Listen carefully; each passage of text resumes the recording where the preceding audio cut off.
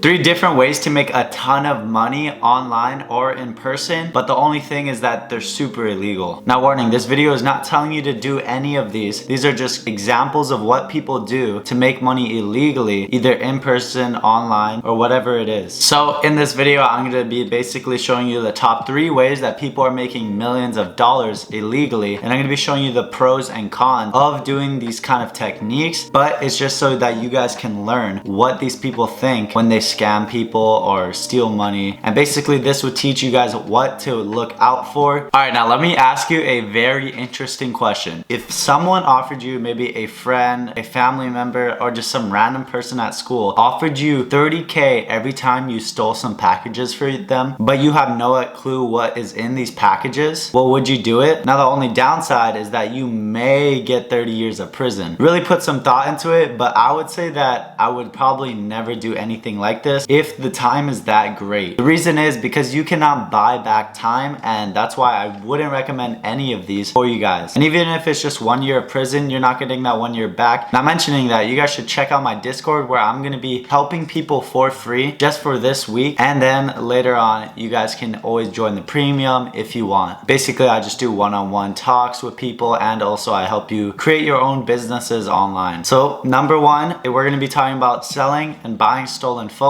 and basically you can do this on eBay, locally, and even more. Now it's illegal because you can either hire someone to steal phones for you, or you can steal phones yourself, or you can buy stolen phones online. Now what's the good with these phones? Well, basically a lot of people have this app on their phone that's called Find My, and basically it could just track the iPhone or any Apple product. And now the thing with this is that they're gonna be having this phone getting tracked, but if you are selling it and it's getting moved around, well then it's not your fault if the other people get caught. And that's where it gets illegal, because if you buy a stolen phone and you get caught with the stolen phone, well basically you're liable for buying a stolen phone. And what this could get you is up to 1 year in prison, which honestly it doesn't sound horrible, but it's definitely super bad. And if you keep on doing it, well the charges just get worse and worse. So how can you make money with stolen phones? You're probably thinking, oh, it's a locked phone. Who's gonna buy that? Well, there are a lot of people buying phones for parts, and also there's a lot of people that can actually hack and also unlock these locked phones. And basically what you will do is find either one of these hackers or find someone that needs phones for parts, and you're gonna be trying to flip a bunch of phones just for parts. A good example is this iPhone 13 Pro I currently have, but the only thing is that the screen is really messed up. You guys can't really see it that well, but I'm trying to use the light to show you. Basically the screen won't turn on sometimes, but basically with these parts I can buy an iPhone 13 Pro that's stolen, take off the screen and put it onto this one, and boom, I just have a brand new iPhone 13 Pro for a fraction of the cost. And then what people could do is also steal the batteries out of these, the cameras, and all of these parts literally will add up to hundreds of dollars for you. The next one is ATM fraud, and I actually saw this one online a while back. Now I'm not talking about those scanners where you put in your card and they read your card info and then use it to buy pizzas. But what I'm talking about is actually having your own ATM but charging outrageous fees. So you know how you can go to an ATM at like a 7-Eleven or something and the fee is around normally $5? Well, you can make these fees up to $50 legally in California. But the thing is that they're kind of locking down on it, since it's actually supposed to be around, you know, $5 like almost all ATMs. But the cool thing about this is that banks are actually paying people for these fees for whatever ATM they want. And now the thing is that this doesn't hurt the people that you are charging these crazy fees to, but it does hurt the bank. And this is where you can get into a lot of trouble with the bank, with the people. Now the consequences vary anything from 1 year in jail to 10 years to literally a felony. So let's say I live in California, I would put a couple of ATMs, maybe around 10 in New York, in random gas stations or just random streets. And from that, I can easily charge these high processing fees, because people in New York are already making a lot of money, but the banks will also be covering these processing fees. So the people obviously won't notice and will just keep using these ATMs. And I'm basically just milking the bank. Now the third and last one is probably the best one. It's identity theft. Now when I say best one, I mean the most dangerous but also common illegal scheme that scammers use. Now there's a lot of ways to steal someone's identity, but a lot of people do it by buying it on the dark web. Now if you watch my video up here about the dark web, basically you can just buy people's information from credit card cards, PayPal accounts, even people's whole identities. And what people will do is get a fake ID, then they'll put all their information but a picture of themselves.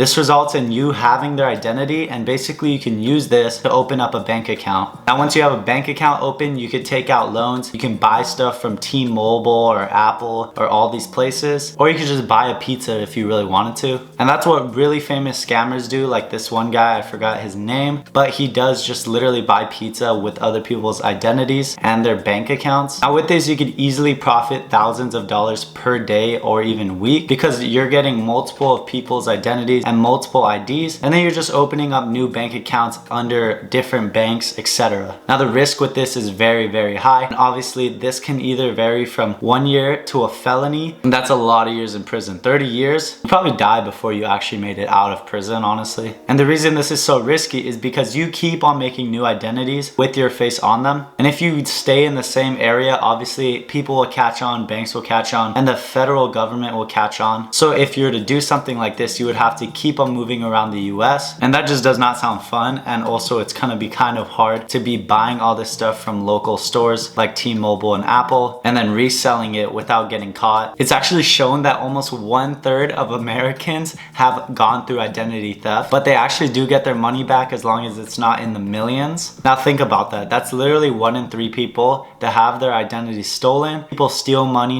buy stuff under their name, buy loans under their name. And also it says here that there's actually almost 50,000 people, new people, put into the dark web and into the system for other people and scammers to buy. Now that you guys know these 3 scams, let me know in the comments which one you think would be the most difficult for someone to do, and I'll see you guys next video.